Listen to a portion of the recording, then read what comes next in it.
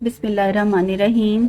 अस्सलाम वालेकुम। जी स्टूडेंट्स, रहमतुल लिल आलमीन स्कॉलरशिप जो पंजाब गवर्नमेंट ने अनाउंस किया है और इसको अप्लाई करने की लास्ट डेट है 5 अप्रैल 2021। लास्ट डेट मैं आपको सबसे पहले इसलिए बता रही हूँ कि दिन बहुत थोड़े रह गए हैं। अच्छा, ये स्कॉलरशिप दो तरह के हैं, नीड बेस्ड स्कॉलरशिप और merit based scholarship.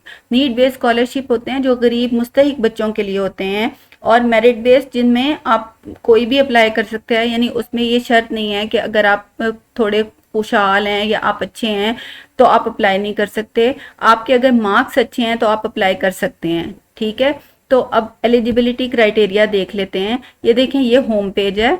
Home page के साथ आपने ये अगला टैब है एलिजिबिलिटी क्राइटेरिया का। इसको क्लिक किया तो हम देखेंगे कौन कौन से बच्चे हैं जो इन स्कॉलरशिप्स के लिए एलिजिबल हैं। अच्छा, एलिजिबिलिटी क्राइटेरिया में सबसे पहले है ये इंटर लेवल के स्कॉलरशिप्स हैं, स्कॉलरशिप्स एट इंटरमीडिएट लेवल, यानी जो बच्चे अब फर्स्ट ईयर में या सेकेंड ईयर में हैं ये उनके लिए हैं। अच्छा, general eligibility criteria for the applicant. इससे पहले मैं आपको बता दूं, यही टैब ये देखें व्यू इन उर्दू में भी है। अगर आप इंस्ट्रक्शंस उर्दू में पढ़ना चाहते हैं तो उर्दू में भी हैं, और अगर मैं अभी आपके सामने इंग्लिश में कर रही हूँ तो ये देखें इंग्लिश में हो गया। Must possess domicile of Punjab, यानी जो एप्लीकेंट है उसके पास पंजाब का डोमिसाइल होना चाहिए, यानी वो पंजाब का शहरी हो। फिर है must be a student of public college in Punjab, वो पंजाब के किसी सरकारी कॉलेज में पढ़ता हो। पब्लिक कॉलेज का मतलब है सरकारी college. Must have done matriculation from a public school, उसने स्कूल से ही मैट्रिक किया हो, सरकारी स्कूल से, प्राइवेट स्कूल से ना किया हो।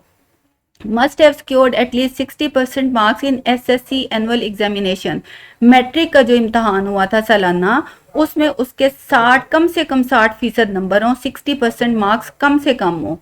अच्छा, फिर है must have pass matriculation in the years 2019 और 20, मैट्रिक जो है 2019 या 2020 में किया हो। उससे पहले अगर किसी ने मैट्रिक किया तो वो एलिजिबल नहीं है। Must not be availing any other scholarship, और वो कोई और स्कॉलरशिप ना ले रहा हो। फिर है eligibility criteria for need based scholarship. Need based scholarship के लिए क्या एलिजिबिलिटी क्राइटेरिया है?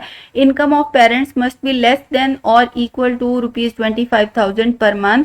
वालदैन की जो तनख्वाह है, जो इनकम है, मंथली इनकम, तनख्वाह या बिजनेस या कुछ भी, वो 25,000 से ज्यादा ना हो, यानी या तो 25,000 हो या 25,000 से कम हो, माँ हो या बाप हो या दोनों का मिला के हो, तो ये 25,000 या 25,000 से कम होना चाहिए। अगर किसी की मंथली इनकम इससे ज्यादा है तो वो नीड बेस्ड स्कॉलरशिप में अप्लाई नहीं कर सकते। नंबर 2 आ गया, parents must not own more than 5 acres of agricultural land. Parents में से, माँ या बाप में से किसी एक के पास भी जो ज़रूरी ज़मीन है वो 5 एकड़ से ज़्यादा ना हो। 5 एकड़ का मतलब होता है 5 किले, यानी 5 किले से ज़्यादा ज़रूरी ज़मीन ना हो, और 5 मरला अर्बन प्रॉपर्टी, या फिर शहर में उनके पास 5 मरले से ज़्यादा की प्रॉपर्टी ना हो। माँ या बाप या दोनों में से किसी दोनों के पास, यानी प्रॉपर्टी नहीं होनी चाहिए 5 मरले से ज़्यादा। अगर कम है तो आप अप्लाई कर सकते हैं। Eligibility criteria for merit based scholarship. Merit based scholarship के लिए क्या क्राइटेरिया है? There are a certain number of merit based scholarships in each district. हर डिस्ट्रिक्ट में एक खास तादाद है स्कॉलरशिप्स की। अकॉर्डिंग टू दैट नंबर, उस तादाद के मुताबिक top students with respect two marks obtained in SSC, यानी जो टॉप स्टूडेंट्स होंगे, जितने भी स्टूडेंट्स अप्लाई करेंगे उनमें जो टॉप के स्टूडेंट्स होंगे, also enrolled in public colleges, और वो सरकारी कॉलेजेस में भी पढ़ते हों, will be awarded the scholarships, उनको ये स्कॉलरशिप मिलेंगे। Scholarships distribution. अच्छा, डिस्ट्रीब्यूशन कैसे होनी है?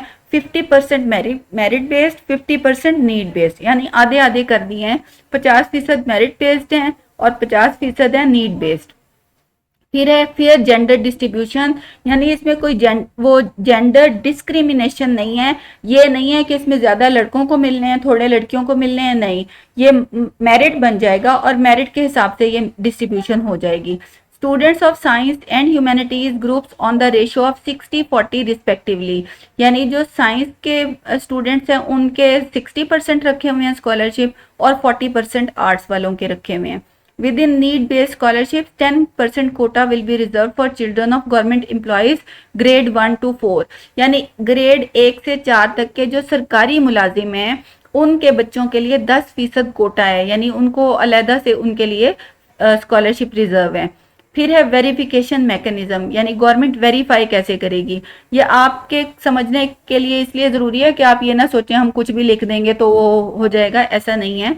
The score of the applicant is verified from the data provided by the BISCs of Punjab. आप जब फॉर्म फिल करेंगे, आप जो डाटा फीड करेंगे उसको गवर्नमेंट पंजाब के जो बोर्ड हैं उनसे वेरीफाई कर लेगी।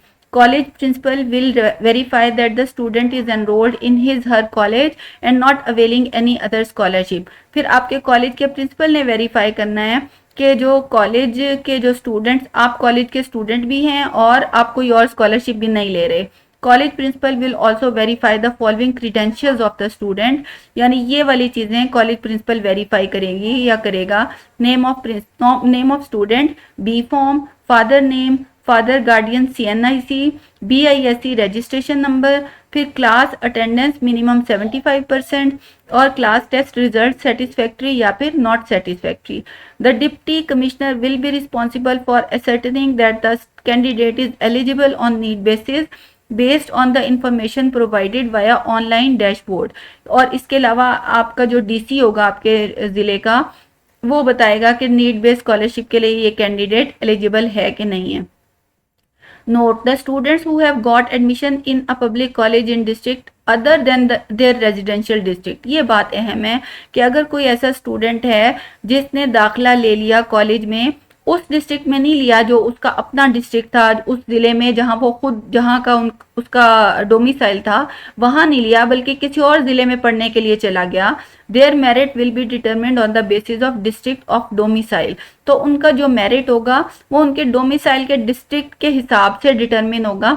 यानी हर डिस्ट्रिक्ट को, हर जिले को गवर्नमेंट ने बता देना है कि ये इतने स्कॉलरशिप हैं। ये जिले की तादाद के हिसाब से होता है, आबादी के हिसाब से होते हैं डिवाइड हुए हुए। तो अगर आपका डोमिसाइल लाहौर का है तो आपका लाहौर में जो मेरिट बन रहा है उस हिसाब से आपको स्कॉलरशिप मिलेगा। अगर आप किसी और जिले में थे, पहले शेखुपुरा में या गुजरांवाला में थे और बाद में आप लाहौर शिफ्ट हो गए हैं, तो आपका मेरिट आपका जो अपना जिला है उसके हिसाब से बनेगा।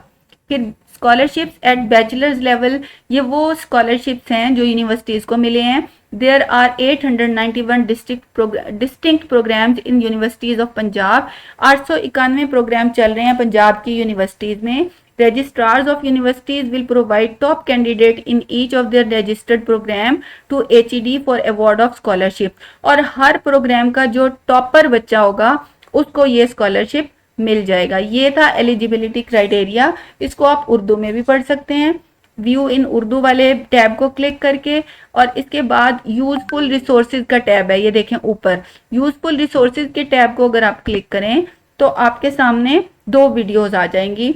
एक वीडियो में तरीका है अपना अकाउंट कैसे क्रिएट करना है, हाउ टू क्रिएट अकाउंट। ये वीडियो को देखेंगे, बहुत अच्छी वीडियो है, बहुत अच्छे तरीके से समझाया हुआ है।